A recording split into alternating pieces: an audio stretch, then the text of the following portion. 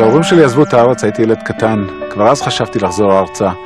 במשך השנים שגודלתי בארצות הברית גיליתי שיש הרבה אנשים, במיוחד אמריקאים, שגם הם חשבו על אותו דבר, לחזור ארצה. ושם נולד הרעיון להקים את ערי עדן.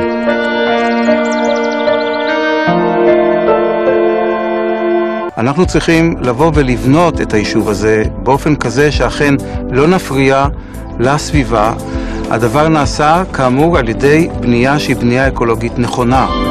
The architectural idea of the Eden project is to create a whole new kind of settlement of a quality that is not known in Israel at all.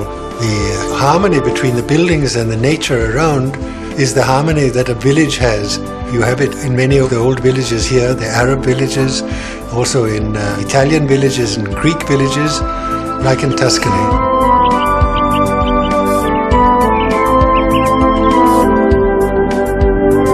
It has a center.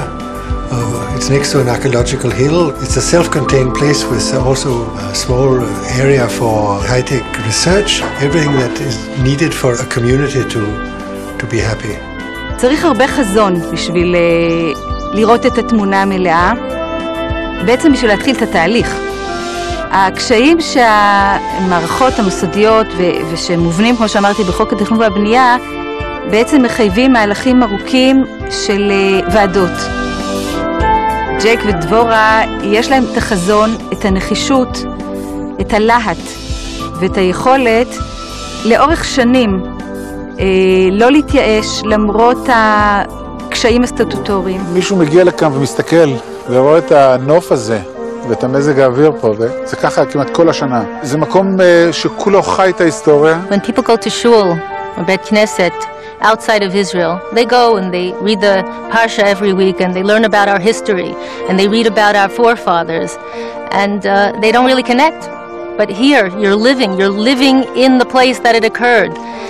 I'm standing near the cave that David hid out from Shaul, and I'm standing in the place where Yehuda and his friend, his business associate Chira Ha'adulami, mentioned in Parshas Vayeshev, they hung out here together. And we have all these archaeological artifacts to prove it. And we are standing in our ancestral homeland, in God's country.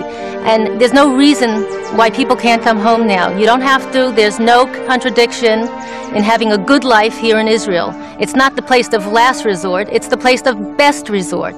המקום הזה הוא מאוד מרכזי לגישה לכל המקומות, זה די קרוב לירושלים, לתל אביב. הגישה לכל הארץ, זה מרכז, זה ממש בול באמצע הארץ. לעלות ארצה וליישב את ארץ ישראל זה זכות. ושבו בנים על גבולם זה לא סתם אמרה.